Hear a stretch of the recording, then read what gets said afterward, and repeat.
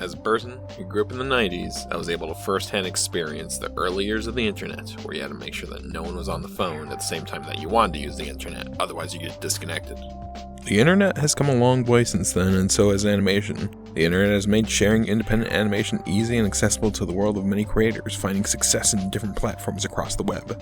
In this video, I'll explore the history of independent animation, the animation and teams behind the animation, and finally, past, present, and future challenges for internet animation as a whole. I'll try my best to highlight as many animators as possible, but I'll definitely be missing out on some, as given how big the internet is. With all that said, let's get started.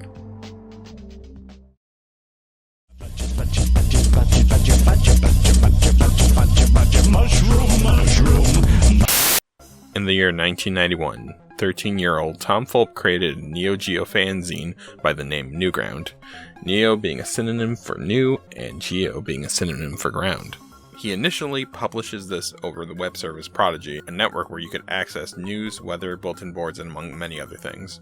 Later in 1995, Tom Fulp takes the name Newground and decides to create a web page called Newground Remix, a page to share dial-up BBS games with his friends.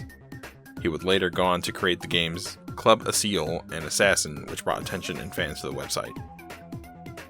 Not exactly the most family-friendly content, but times were different back in 1995.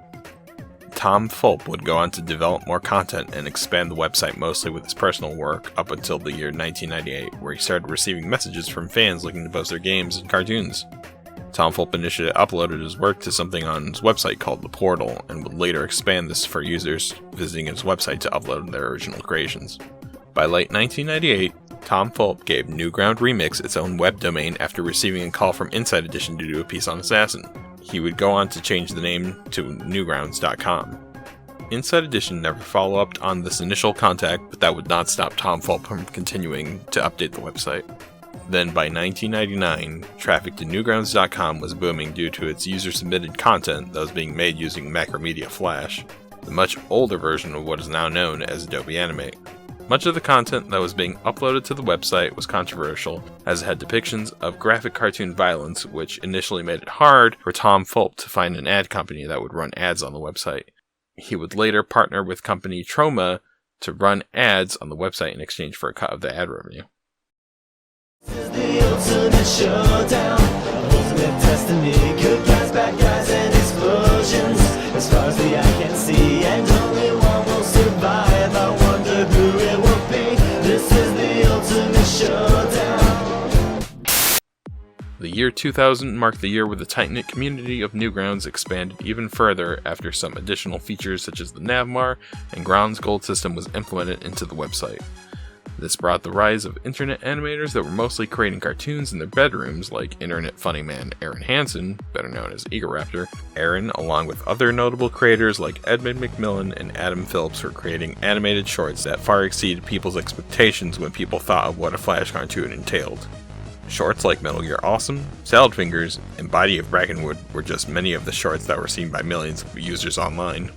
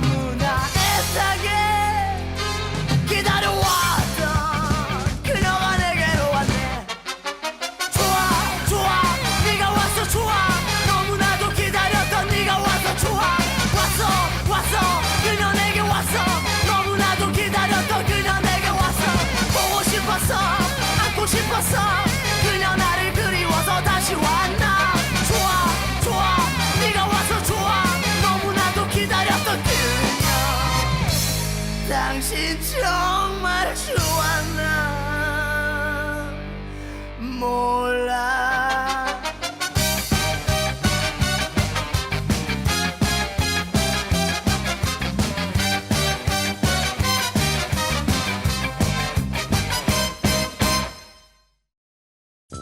Other websites throughout the mid-2000s also started popping up and gaining traction as well, from internet animations such as HomestarRunner.com. HomestarRunner.com welcome speech. Take one. Action. Oh, hello. Welcome to HomestarRunner.net. It's .com. Oh, right. HomestarRunner.net. It's .com. Cut. eBaum's World, which admittedly was mostly just a website that would take animations from other websites and publish them uncredited, and Albino Black Sheep, another popular animation hub on the internet for submitting user-generated cartoons and games. It's generally agreed upon at the time, and based on personal experience, that Newgrounds was generally the main website you went to if you wanted to watch animated shorts created by independent creators. This cycle of user-generated shorts continued well into the mid to late 2000s, up until the website YouTube.com started gaining much more popularity and traction. YouTube gained a reputation for being much more accessible to general audiences, and it also provided a platform for independent animators from Newgrounds and other websites to monetize their content. I like singing. I like dancing. I like trains. And for a good while, animators were able to survive and thrive as animated shorts that were being produced for the website finally let animators make a decent living off of YouTube's monetization. This went on for a good while, up until the year 2012, when YouTube decided to change its algorithm to favor watch time over the amount of clicked views. You see, before YouTube changed its algorithm, in 2012, the algorithm YouTube was using was heavily exploited by users making thumbnails on the website that would show outlandish or sexual imagery to get users to click on the video. This practice would be defined as clickbaiting, and it's something many users were complaining about on the website. Unfortunately for YouTube animators, once this change was put into place, it drastically changed the landscape for what type of videos would become the most successful on YouTube. The algorithm put in place now tended to favor long-form content that could be more easily produced on a more frequent basis. Most animations that were being produced on YouTube took months to produce, and were also on average maybe 2 to 5 minutes long.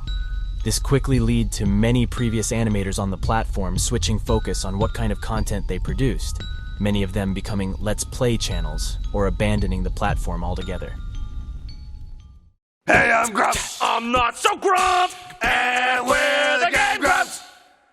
Hi, I'm Egaraptor. You might know me from... Have you ever wanted me to play games on your computer screen with somebody that you may all know? Oh, Jesus! This is JonTron. Hey, we gotta play games together on the channel called Game Grump. Click the link everywhere. Go subscribe or else. We've got a new channel called Game Grumps. We're gonna play some games for you. Have a good time. Shit.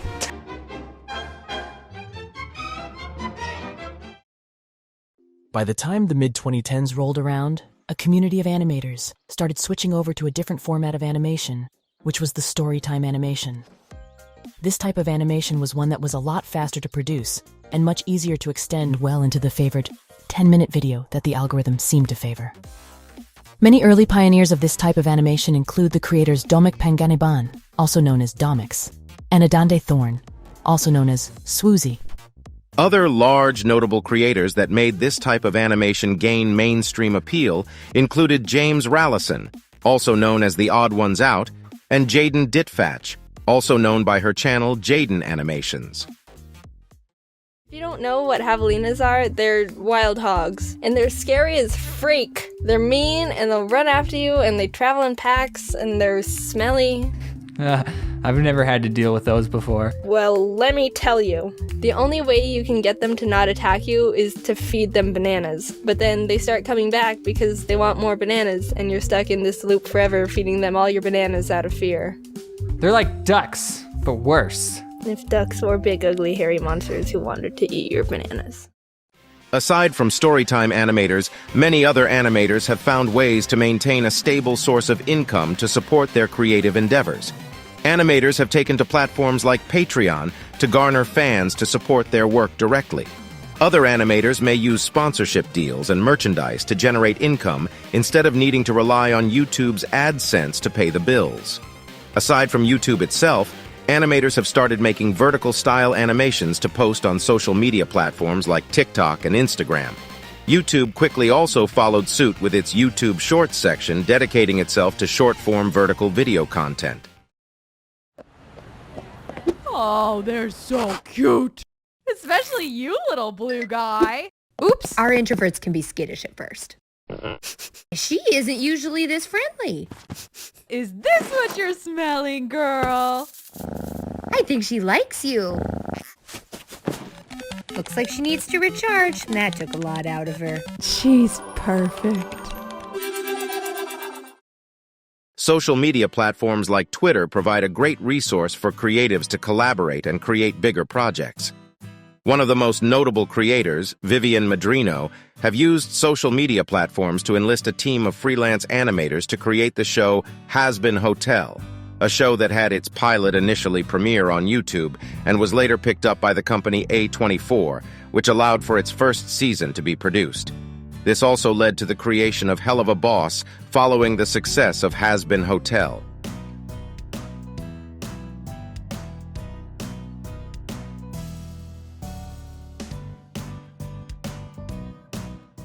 When you want somebody gone and you don't want to wait too long, call the immediate murder professionals. Hand grenade or cyanide will make it look like suicide. The immediate murder professionals. We do our job so well because we come straight up from hell. We'll kill your husband or your wife. We'll even let you keep the knife. We're the immediate murder professionals. The last thing I would like to touch on before wrapping this presentation in a nice little bow would be the recent craze on artificial intelligence and the possible effect that it may have in the foreseeable future towards independent internet animators and the animation industry as a whole. As you can tell, this video itself was assisted with the use of artificial intelligence with its narration using 11 Labs text-to-speech functionality. Or maybe you weren't able to tell. Still, many different types of AI services are currently available and are also still being developed. Services like 11 Labs, DALL-E 2, and ChatGPT might very well revolutionize the way we create future animated movies and shorts. You might not need concept artists to come up with an initial character design. You may not need a scriptwriter to come up with your next big story. And you may not even need to hire voice actors to play your characters in said films. This last animated clip was made by the Corridor Digital crew just this year with the assistance of AI image diffusion. He will only throw stone. It's how he defeated you, and it's how he plans to defeat me. And now that I know his secret, ending this will be trivial. Thank you for helping me see, Father. For the entire kingdom and the crown. Let's finish this. One, two, three! Shout!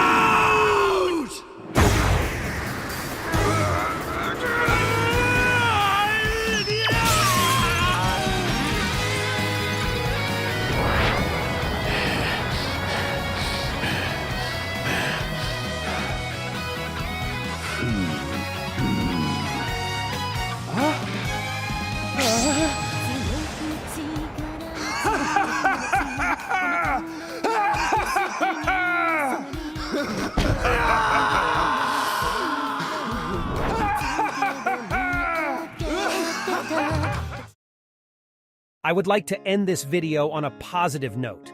My message to future independent animators such as myself is that I believe that regardless of whatever methods we end up using in the future to create animated films, humans will still find ways to tell amazing and compelling stories, even with the possibility of artificial intelligence rendering some jobs obsolete in the future. The characters that embody the stories we love and obsess over in this medium are only possible to create because of that human touch that we as creatives give to animation. Artificial intelligence may prove to be a huge asset to independent animators to make their ideas become a reality in a much faster time frame. Of course, no one can really know for sure what the future holds, but for now, Let us not forget that behind every great piece of independent animation comes a person or a team of people that put their heart and soul into the work that they put out into the world. My name is Jose Rivas, and thanks for watching my presentation on independent animation.